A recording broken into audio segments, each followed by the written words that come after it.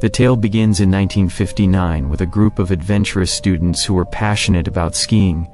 They decided to gather and embark on a camping trip in the Soviet Union's mountains, planning to cover approximately 300 kilometers across the Ural Mountains, which were entirely isolated from the world. The wilderness there was harsh and unforgiving. The group's plan was to reach a specific point and then return to their starting location. The team was led by Igor Dyatlov, a year-old radio engineering student at the time. All members of the group were highly skilled professionals, but unfortunately, their expertise didn't protect them from the forces of nature. The journey turned into a terrifying and mysterious incident that remains partly unsolved to this day. The team consisted of 9 members besides the leader, Dyatlov. On January 8, the young adventurers obtained a permit from the district council for a 10-person expedition to make it official and documented. The goal was for the team to climb Mount Otorten, situated between the Ural Mountains and the icy Siberian desert. The mountain itself was only 10 kilometers from the site where the disaster would take place, meaning the team didn't even reach their intended destination.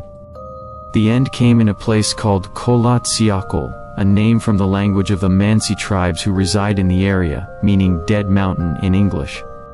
The mountain was named so due to its isolation and complete disconnection from the world, to the extent that, if not for this incident, the mountain would have remained unknown except to the few tribes living there.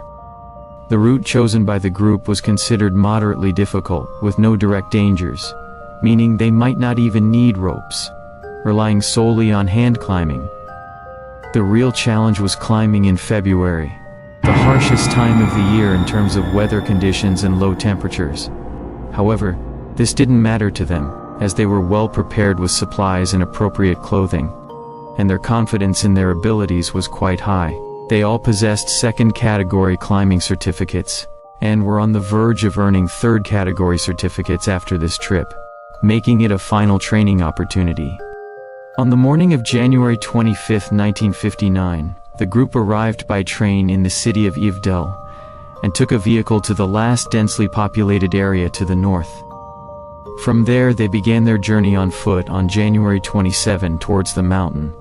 The next day, one of the team members, Yuri Yudin, had to turn back because he suddenly felt unwell. He had some health issues, including rheumatism and a heart condition, but was determined to join them and was taking it as a personal challenge. However, his fatigue got the better of him early on, and he couldn't continue, so he returned to the city of Ivdel. The remaining 9 continued their expedition.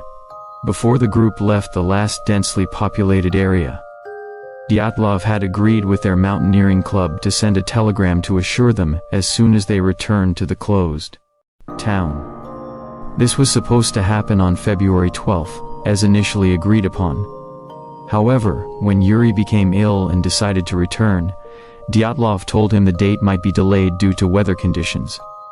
Therefore, when February 12 passed without a message, no one was worried. But as days went by, reaching February 15 and then February 18, with no news, the families of the missing young adventurers requested a rescue team to investigate. A volunteer expedition from their university and club set out, followed by a military and police team with helicopters searching from the sky. They searched until February 26, when they discovered the horrific disaster. Upon discovering the campsite, everything was scattered, and the tents were torn into pieces. Mikhail Sharavin, one of the student volunteers in the rescue operation, and the first to reach the scene, said the tent was split in two, and covered in snow, with all their personal belongings left behind, including shoes. Initial reports indicated that the footprints in the area, and the way the tents were cut, suggested that those inside had cut through the tents themselves to escape, rushing out either barefoot or wearing socks, or even just one shoe due to the lack of time. Following the footprints, they reached the edge of a nearby forest about 500 meters away, where they found the bodies of Yuri Doroshenko and Georgy Krivonishenko, both in their underwear, with a small fire nearby. The tree branches above them were broken up to a height of 5 meters, leading investigators to speculate that someone from the group might have tried to climb the tree, either to seek help from above, or to hide from something dangerous below. Halfway between the campsite and the tree, they found 3 more bodies scattered in various positions. Strangely, most of them were without the heavy clothing they should have been wearing, considering the temperatures were between -25°C and -30°C. Search efforts for the remaining climbers continued for 2 full months until May 4th, when they found the last bodies 75 meters inside the forest, buried under a 4-meter thick layer of ice. This group was better dressed than the others, but oddly, they were wearing clothes from the first group of deceased members. As a result, investigative committees were formed to try to understand what happened. The bodies showed no visible injuries to justify their deaths, leading to the simplest explanation that they died due to severe hypothermia. However, the only body with something suspicious was Rustam Slobodin, whose skull was fractured. At this point, the investigation team had no explanation for what had occurred, but after finding the last 4 bodies and examining them, the situation became much stranger.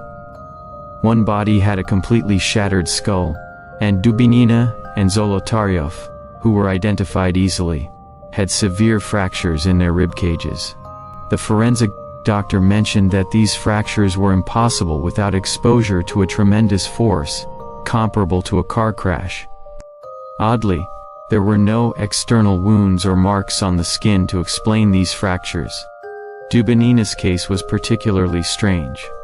Her tongue was missing, found separately nearby, and her eyes were also missing, along with parts of her facial bones.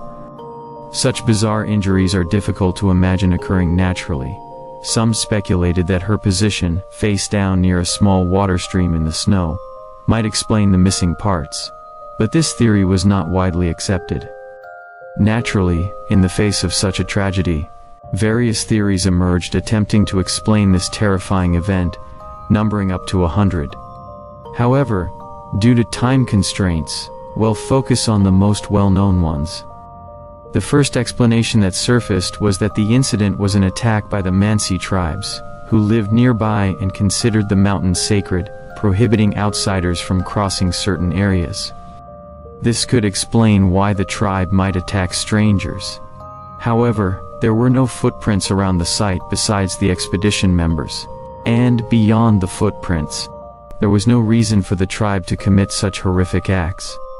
Recognized by the Soviet and later the official explanation record of Russian government was that the group was caught in an avalanche.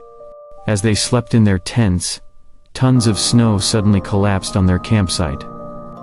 In a panic, they cut through their tents to escape, without time to dress properly, and fled into the cold.